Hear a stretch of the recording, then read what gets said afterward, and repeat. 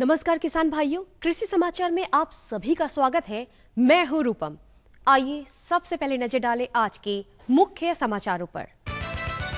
Aerator तालाब में oxygen की कमी को करता है पूरा।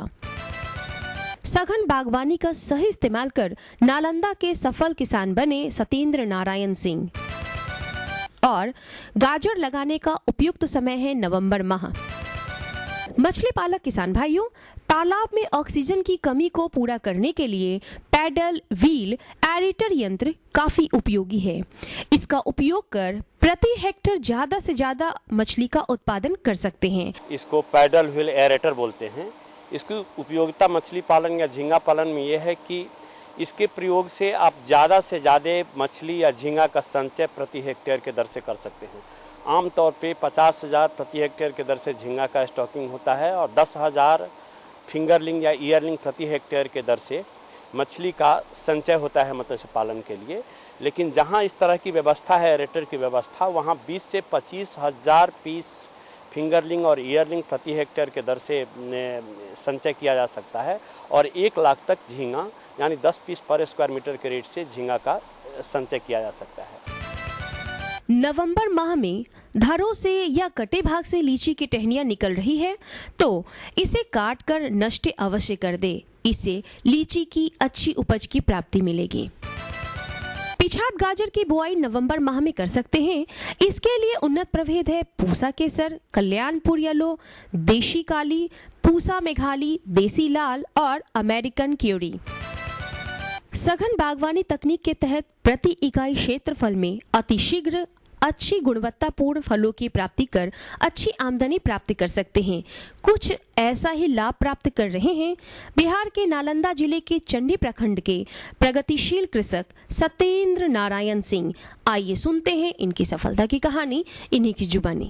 सघन बागवानी से फायदा है कि हम 1 साल के अंदर अंदर हमें उससे आमदनी मिलनी शुरू हो जाती है, क्योंकि 1 बीघा खेत या 1 एकड़ 1 बीघा का कैलकुलेशन यदि हम करें तो मेरा ये 1 बीघा का प्लॉट है, उसमें 400 अमरूद का पौधा लगा हुआ है। 9 फीट बाई 6 फीट पे लगा हुआ है। 6 फीट पौधे से पौधे की दूरी है और 9 फीट कतार से कतार की दूरी है। डिबलर बीज बुआई यंत्र है। बीज शैया में नियत दूरी एवं गहराई तक पूर्व से बने छेदों में बीज गिराने और मिट्टी द्वारा ढकने का कार्य इस यंत्र से किया जा सकता है। गेहूं की सघनीकरण पद्धति से खेती में इस यंत्र की उपयोगिता काफी अधिक है। दर्शकों, अब आपको लिए चलते हैं मंडी की ओर, जहां मंडी के भाव में आई उछाल और गिरावट की जानकारी लेंगे। बंगाल वाला आलू उजला 700 से 750 रुपए प्रति क्विंटल। बिहार शरीफ वाला उजला आलू 850 से 900 रुपए प्रति क्विंटल और लाल आलू 1100 से 1150 रुपए प्रति क्विंटल। बंगाल वाला जो आलू है वो 50 किलो का बैग रहता है और 700 रुपए कुंटल बिक रहा है बंगाल का आलू। हाँ, उजला वाला बंगाल के जो बंगाल से आता है। और उजला बिहार शरीफ वाला जो आलू है वो 440 रुपये है, मतलब कि वो भी 850 रुपये कुंटल बिकता है थोक मार्केट में। आइए लेते हैं मौसम की जानकारी। मौसम विभाग से प्राप्त जानकारी के अनुसार कल का अधिकतम तापमान 30 डिग्री सेल्सियस और न्यूनतम तापमान 20 डिग्री सेल्सियस रहने की संभावना है। दर्शकों, अभी आपने खेती से संबंधित नई तकनीक, मंडी भाव और मौसम के विषय में जाना। आइए अब आपको इस कार्यक्रम की अगली सेगमेंट की ओर लिए चलते हैं, जहां हमारे कृषि विशेषज्ञों द्वारा खेती से संबंधित विशेष जानकारी प्राप्त कर सकते हैं। कृषि दर्शन कार्यक्रम देख रहे सभी किसान भाइयों को राकेश कुमार कश्यप का नमस्कार। किसान भाइयों, पशुपालन आज की समय में हमारे ग्रामीण अर्थव्यवस्था की एक ज़रूरत है। पशुपालक भाइयों, आज हम लोग चर्चा कर रहे हैं पशुओं में होने वाली संक्रामक बीमारी की और कैसे उसका रोकथाम करें, और इस विषय में हमारे साथ विशेषज्ञ भाग ले रहे हैं। डॉक्टर संतोष कुमार गुप्ता, जो पशु वैज्ञानिक हैं ICAR पटना में। संतोष जी, कृषि दर्शन कार्यक्रम में आपका स्वागत है। सबसे पहली बात जो आज हम लोग चर्चा कर रहे हैं कि संक्रामक बीमारी के ऊपर, तो ये संक्रामक बीमारी पशुओं में क्या है और मतलब कौन कौन सी प्रमुख संक्रामक बीमारी है? पशुपालन हमारे लिए एक अत्यंत ही लाभदायक व्यवसाय है। लेकिन यह व्यवसाय हमारे लिए हानि का भी सबब बन सकता है अगर हमारे पशुओं को संक्रामक बीमारी घर कर लेते हैं। अब ये संक्रामक बीमारी होते क्या हैं, ये फैलते कैसे हैं, इसके बारे में हम जानेंगे थोड़ा। संक्रामक बीमारी वे बीमारी होते हैं जो किसी संक्रामक तत्व के पशुओं के शरीर में प्रवेश कर जाने से होते हैं, और ये संक्रामक तत्व किसी भी तरह से पशु के शरीर में प्रवेश कर जाते हैं। अब ये संक्रामक तत्व होते क्या हैं? ये संक्रामक तत्व कई प्रकार के हो सकते हैं। ये बैक्टीरिया हो सकते हैं, मतलब जिसको हम हिंदी में जीवाणु भी कहते हैं, या फिर ये वायरस हो सकते हैं, इसको विषाणु भी कहते हैं, या फिर प्रोटोजोआ हो सकते हैं, या फंगस जिसको फफूंद भी कहते हैं। तो ये तरह तरह के संक्रामक तत्व होते हैं। अब जीवाणु जनित रोग की, बैक्टीरिया जनित रोग की अगर हम बात करें, पशुओं में होने वाले कौन कौन से प्रमुख रोग होते हैं, तो उसमें गला घोटू, लंगड़ी जिसको ब्लैक क्वार्टर भी कहते हैं, उसके अलावा ब्रुसेलोसिस और थनैला तथा टीबी प्रमुख रोग होते हैं। गला घोटू की अगर बात करें तो यह एक पास्चुरेला मल्टोसिडा नामक जीवाणु से होता है, और इस रोग में होता क्या है कि पशुओं के गले में सूजन आ जाती है, आँख और नाक से स्राव होने लगते हैं, उसके अलावा अत्यधिक लार मुंह से निकलने लगते हैं, और पशुओं में सूजन इतनी होती है कि पशु को सांस लेने में तकलीफ हो जाती है, और अगर इसका समय पर इलाज ना कराया जाए तो पशुओं की मृत्यु तक हो सकती है, और इस रोग में मृत्यु दर काफ़ी अधिक होती है। अब इसको होने न दिया जाए, उसका हमें उपाय करना चाहिए। इसके उपाय के लिए विभिन्न तरह के टीकाकरण हमारे मार्केट में उपलब्ध हैं। इन टीकाकरणों में मान लें अगर हम एल्युमिनियम आच्छादित टीका की बात करें या ऑयल एडजुवेंट की टीका की बात करें, तो ये टीका 6 से 12 महीने तक हमें पशुओं को सुरक्षा प्रदान करता है। अब इस टीके की बात करें तो ये हमें कब लगाना चाहिए? बात ये है कि ये रोग ज़्यादातर मानसून के समय या मानसून के बाद देखने में आता है, तो इस रोग से बचाव के लिए हम पशुओं को अगर मानसून के पहले टीकाकरण इस टीका से कर देते हैं तो इस रोग से हमें काफ़ी बचाव मिल सकता है। ये पूरे समय, जिस समय तक ये रोग होता है उस समय तक बचाव हो सकता है। और ख़ास बात यह है कि इसको हमें हर एक साल, इस टीका को हमें हर एक साल लगाना चाहिए, जिससे कि खर्च को कम किया जा सकता है और पशु हमारे सुरक्षित भी रह सकते हैं टीकाकरण के द्वारा। दूसरे जीवाणुजनित रोग की अगर हम बात करें तो उसमें ब्लैक क्वार्टर, जिसको कि हम लंगड़ी भी कहते हैं, प्रमुख रोग है। यह क्लोस्ट्रीडिया नामक जीवाणु से होता है, और इस रोग में होता क्या है कि पशुओं के मांसल भाग में, जैसे कि पीठ के क्षेत्र में एक सूजन सी आ जाती है। सूजन क्या, अगर उस अंदर ही अंदर एक घाव सा बनने लगता है, और ऊपर से अगर हम एग्जामिन करें तो एक क्रिपिटेटिंग अलग तरह की साउंड उसमें होती है, और इसमें तेज बुखार आता है, और कभी कभी पशुओं की मृत्यु तक भी हो जाती है। तो ज़रूरी है इस रोग से हम इसका बचाव करें। इसके लिए भी टीका हमारे मार्केट में उपलब्ध होता है। और ख़ास बात यह है कि जैसा कि हमने पहले बताया गला घोटू के बारे में, तो गला घोटू और लंगड़ी का एक संयुक्त टीका मार्केट में उपलब्ध होता है, जिसको कि हम देते हैं तो हमें दोनों रोग का बचाव हो सकता है। तो इसलिए हम इस रोग के लिए भी हर एक साल टीकाकरण सुनिश्चित करना चाहिए कि ये रोग हम होने ही ना दें, जिससे कि हम फिर से इलाज की परेशानी नहीं रहेगी और इलाज के खर्च को कम किया जा सकता है।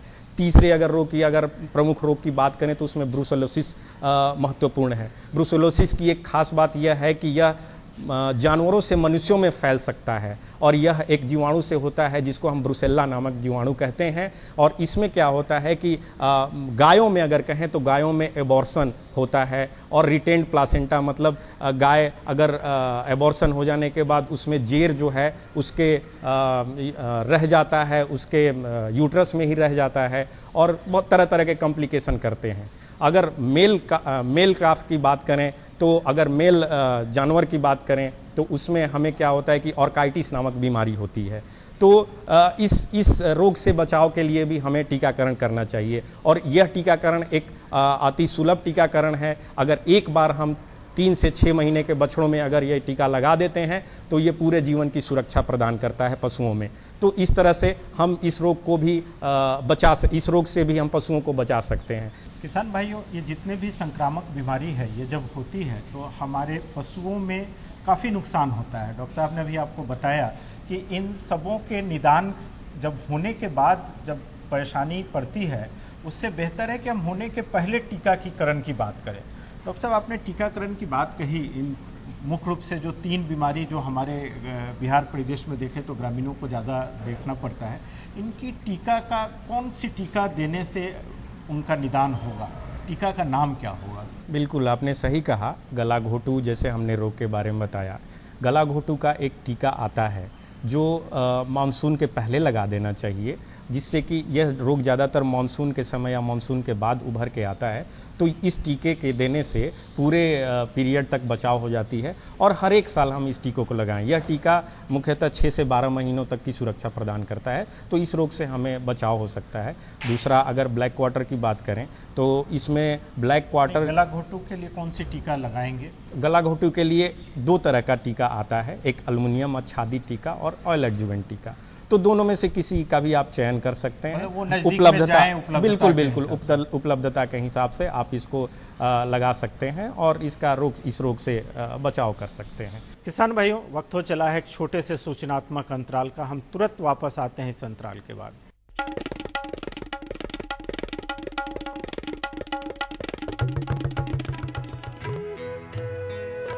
अम्मा जी, मैं चली स्कूल पढ़ने। स्कूल? पर शादी के वक्त तो तूने कहा था कि तू पढ़ी लिखी है। अरे अम्मा जी, फार्म स्कूल जा रही हूँ खेती की नई नई बातें सीखने। आप भी चलो ना। फार्म स्कूल, जहाँ खेतों में पैदावार बढ़ाने की हर बात किसानों को सिखाई जाती है, जैसे मिट्टी के हिसाब से सही खाद, बढ़िया बीज और जरूरत के मुताबिक कीटनाशक, ताकि कम लागत में अधिक मुनाफा।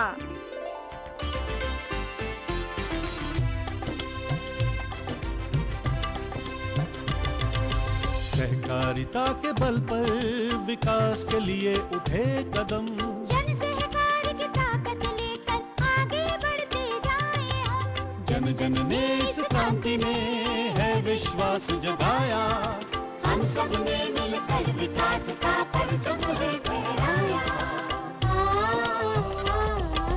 दूर जहाँ सूरज उगता उस धरती से मैदानों तक, हिम शिखरों के श्वेत बर्फ से हिंद महासागर तक, श्वेत क्रांति हो हरित क्रांति या ग्राम विकास की बात, एकता ही धर्म हो अब चाहे दिन हो या रात। हिंदू मुस्लिम सिख ईसाई सबने कदम बढ़ाया, हम सब ने मिलकर जब ये अभियान चलाया। कृषि मंत्रालय, भारत सरकार द्वारा जनहित में जारी।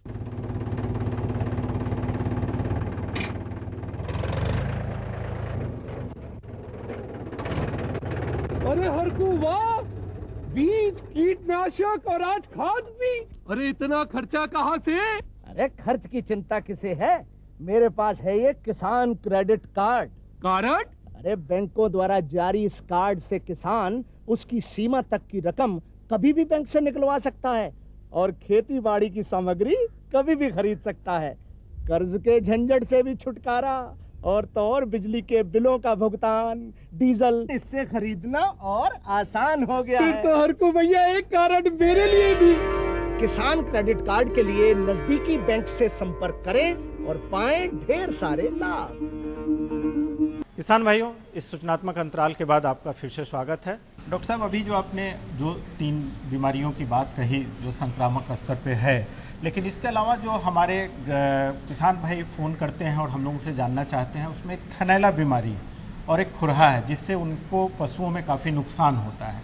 तो थनैला और खुरहा के लिए कब उनको पहल करनी चाहिए, कब टीका देनी चाहिए, ये हमारे किसान भाइयों को आप बताएं। बिल्कुल, आपने सही कहा। थनैला और खुरहा बीमारी जो है हमारे किसान भाइयों के लिए बिल्कुल ही नया नाम नहीं है और हमारे पशुपालक भाई इससे बहुत बखूबी परिचित हैं। खुरहा रोग के अगर बचाव की अगर हम बात करें तो खुरहा रोग के बचाव के लिए भी टीका मार्केट में उपलब्ध है और यह टीका लगाने से हमें 6 से 12 महीने तक के पशुओं को सुरक्षा हम खुरहा रोग से दे सकते हैं। इसलिए इस रोग के विरुद्ध यह टीका हर एक साल हमें किसान भाइयों को लगाना चाहिए और यह टीका मात्र 6 महीने के बछड़ों से लगाना शुरू कर देना चाहिए और हर एक साल इसे लगाना चाहिए, जिससे कि हम इस रोग से बच सकते हैं। दूसरा रोग, जैसे आपने बताया थनैला के बारे में, थनैला भी एक बहुत प्रमुख बीमारी है और हमारे किसान भाई इससे बहुत परेशान हैं। कारण यह है कि थनैला में क्या होता है कि डायरेक्ट दूध की कमी हो जाती है। इस रोग में क्या होता है कि थनों में सूजन आ जाता है और थनों में सूजन आने की वजह से दुग्ध उत्पादन में कमी होती है और जो दूध बनता भी है वो उसकी मार्केट वैल्यू नहीं रहती। तो ये बहुत ही आर्थिक क्षति का कारण है। और इसके कारक अगर हम देखें तो इसके कारक भी बहुत तरह के होते हैं। इसके जीवाणु भी कारक होते हैं, कुछ केसेज में विषाणु भी कारक होते हैं, कुछ केसेज में इसके फफूंद भी कारक हो सकते हैं। तो इसलिए इसका हमारे देश में अभी बहुत इफ़ेक्टिव जिसे कहते हैं टीका का निर्माण नहीं हो पाया है। तो इसे हमें बचाव कहीं कारण बचाव कैसे करें इसे हमें ढूंढना पड़ेगा। इसके बचाव के लिए कुछ हमें नियम अपनाने चाहिए। जैसे यह संक्रामक बीमारी जैसा हमने बताया जीवाणु से भी हो सकता है, तो यह जीवाणु हमारे गंदे हाथों से भी थन में पशु के थन में प्रवेश करके और मास्टाइटिस कर सकते हैं। इसलिए ज़रूरी है कि हम जब भी दूध दूहने जाएं तो अपने हाथ को हमेशा साफ करके जाएं। और अगर किसी कारणवश हमारे फार्म में किसी को थनैला हो जाता है तो उस पशु को हमें आखिर में दूध दूहना चाहिए। अगर कहीं हमें मिल्किंग मशीन मतलब दूध दूहने वाले यंत्र से अगर दूध दूहना चाह रहे हों तो उस यंत्र को हमेशा अच्छी तरह साफ करके दूध दूहने के प्रयोग में लाना चाहिए। अगर जीवाणु की हम बात करें तो हमारे फार्म या बाड़ों की पशुगृह की सफाई हमेशा करते रहनी चाहिए, क्योंकि कभी कभी गंदगी के कारण ये जीवाणु पनपते हैं और पशु इनके संपर्क में आता है और किसी तरह थन में प्रवेश कर जाता है तो यह थनैला रोग को जन्म देता है। तो ज़रूरी है कि हम पशुगृह को खूब अच्छी तरह साफ सुथरा रखें जिससे कि जीवाणु पनप न पाए और पशु इनके संपर्क में ना आ पाए। ये हम इस तरह से हम थनैला रोग से बच सकते हैं। किसान भाइयों, वक्त हो चला है एक छोटे से सूचनात्मक अंतराल का। हम तुरंत वापस आते हैं इस अंतराल के बाद। खुशबू की फुहार में, स्वाद की बहार में, तरक्की की तानों में, खिलती मुस्कानों में, हरे भरे पौधों में, बड़े बड़े सौदों में, मधुर भिनभिनाहट में, खुशियों की आहट में। NHM बागवानी मिशन, हमारी चाहत आपकी मुस्कुराहट।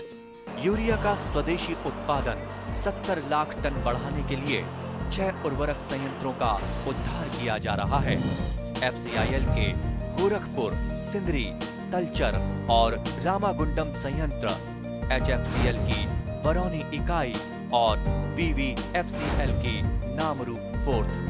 सोने पर सुहागा ये है कि देश में अब बनेगा सिर्फ नीम लेपित यूरिया, क्योंकि इससे होगा किसानों का फायदा ही फायदा। अनाज का उत्पादन 10% तक बढ़ेगा। बढ़ेगी 10 से 15% नाइट्रोजन क्षमता। सब्जी में मसाला ज्यादा है। कितनी बार कहा है कि जितनी जरूरत हो बस उतना ही डाला करो। अरे मुझसे तो ऐसा कभी कभार होता है। और तुम जो हमेशा खेत में अनाप शनाप कीटनाशक डालते हो उसका क्या? ठीक ही तो कह रही है बहू। देख, खेत में उतनी ही दवा डाल जितनी जरूरत हो। याद रखो, कीटनाशक जहरीले होते हैं। डिब्बे पे लिखी सूचना के हिसाब से ही दवा डालनी चाहिए। पहले फेरोमोन ट्रैप, फ्लाइट ट्रैप, मित्र कीट, जैविक कीटनाशक आदि का इस्तेमाल करें। जरूरत पड़ने पर ही रासायनिक कीटनाशक का इस्तेमाल करें। छिड़काव सुबह या शाम दस्ताने, मास्क और पूरी आस्तीन वाले कपड़े पहनकर करें। हवा की दिशा में छिड़काव करते हुए पीछे जाएं। दवा के डिब्बे, छिड़काव यंत्र सुरक्षित जगह पर रखें। अब कुछ समझे क्या? हाँ, समझ गया मेरी रानी। अब ना करो नादानी। इसने पिला दिया ना तुझे पानी। किसान भाइयों, इस सूचनात्मक अंतराल के बाद आपका फिर से स्वागत है। डॉक्टर साहब, अभी आपने जितनी चर्चा की उसमें इन तमाम बड़े पशुओं में होने वाली ये सारी प्रमुख संक्रामक रोग है। हमारे प्रदेश में अभी बहुत सारे क्षेत्रों में बकरी पालन के ऊपर भी किसान भाई सक्रिय हुए हैं। तो बकरियों में कौन कौन से संक्रामक रोग हैं और उनके लिए कब कैसे उनका टीकाकरण करना चाहिए?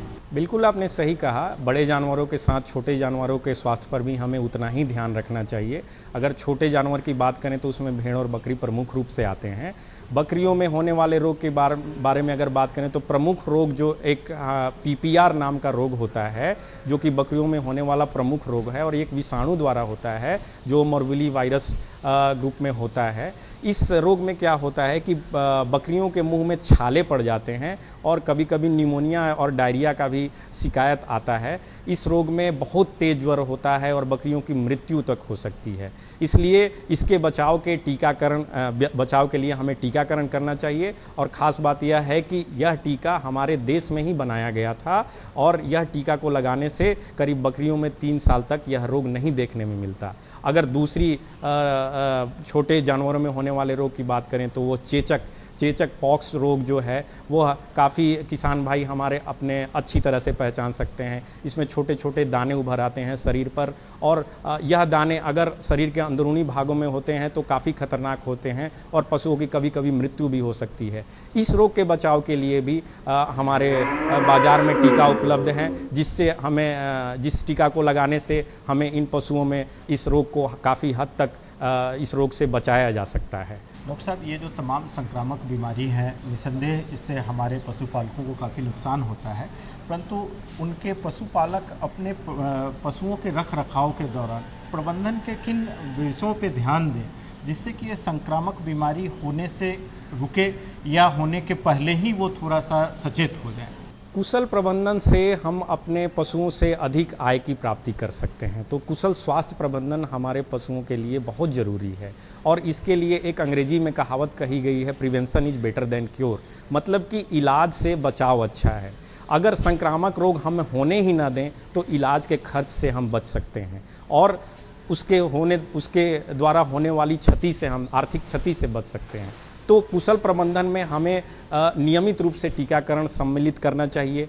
पशुगृह की अच्छे से साफ सफाई करनी चाहिए जिससे हम वहाँ जीवाणु और कीटाणु या विषाणु को पनपने ही ना दें और पशुओं को संक्रामक बीमारी होने ही ना दें। तो इन सब बातों को ख्याल में रख के हमारे पशुपालक भाई बहुत ही अच्छी आय प्राप्त कर सकते हैं और इनसे संक्रामक रोग से होने वाले क्षति को बहुत कम कर सकते हैं। डॉक्टर साहब, आज आप कृषि दर्शन में आए और हमारे किसान भाइयों को संक्रामक बीमारियों से कैसे बचा जाए इस विषय पे जो जानकारी दी, हमें लगता है कि हमारे किसान भाई इस कार्यक्रम को देखने के बाद थोड़ा पहल करेंगे और बीमारी के होने के पहले ही उसके रोकने की व्यवस्था करेंगे और इस पूरी वार्ता का लाभ ले पाएंगे। तो आज आप आए, इसके लिए आपका बहुत बहुत धन्यवाद।